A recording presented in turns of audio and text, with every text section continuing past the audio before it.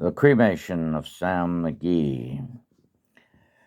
There are strange things done in the midnight sun by the men who moil for gold. The Arctic trails have their secret tales that would make your blood run cold. The northern lights have seen queer sights, but the queerest they ever did see was that night on the marge of Lake Labarge when I cremated Sam McGee. Now, Sam McGee was from Tennessee, where the cotton blooms and blows. Why he left his home in the south to roam round the pole, God only knows. He was always cold, but the land of gold seemed to hold him like a spell, though he'd often say in his homely way that he'd sooner live in hell. On a Christmas day we were mushing our way over the Dawson Trail.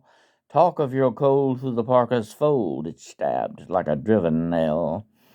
If our eyes we'd closed and the lashes froze till sometimes we couldn't see, it wasn't much fun, but the only one to whimper was Sam McGee.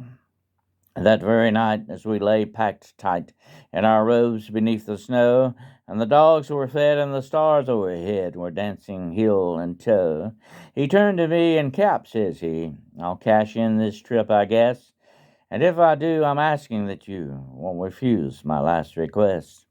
Well, he seemed so low that I couldn't say no.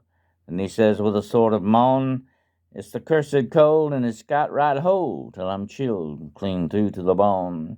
Yet 'tain't being dead, it's my awful dread of the icy grave that pains. So I want you to swear that, foul or fair, you'll cremate my last remains." A pal's last need is a thing to heed, so I swore I would not fail.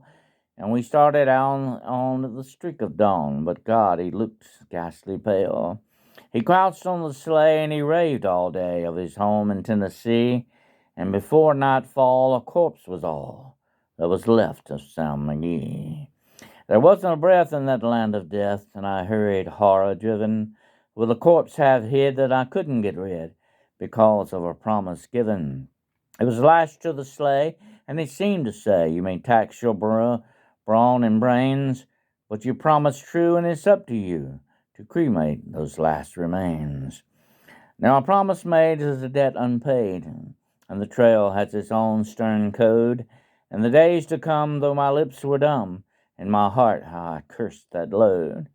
In the long, long night, by the lone firelight, while the huskies round in a ring howled out their woes to the homeless snows, oh God, how I loathed that thing.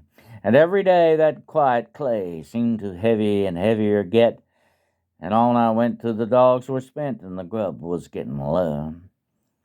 The trail was bad and I felt half mad, but I swore I would not give in, and I'd often sing to the hateful thing, and I hearkened with a grin, till it came to the marge of Lake Labarge, and a derelict there lay.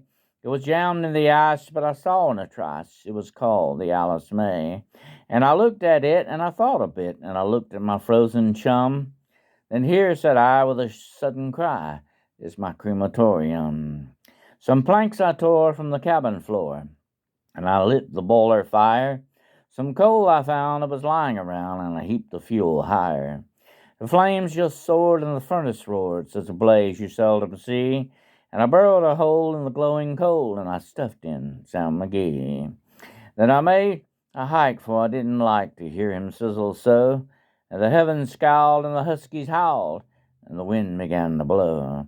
It was icy cold, but the hot sweat rolled down my cheeks, and I don't know why, and the greasy smoke in an inky cloak went streaking down the sky. I do not know how long in the snow I wrestled with grisly fear, but the stars came out and they danced about. Ere again I ventured near. I was sick with dread, but I bravely said, "I'll just take a peep inside. I guess he's cooked," and this time I looked. Then the door I opened wide, and there sat Sam, looking cool and calm in the heart of the furnace roar. And he wore a smile you could see for a mile, and he said, "Please close that door. It's fine in here, but I greatly fear you'll let in the cold and storm.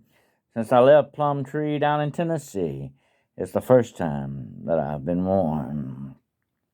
There are strange things done in the midnight sun by the men who moil for gold. The Arctic trails have their secret tales that would make your blood run cold.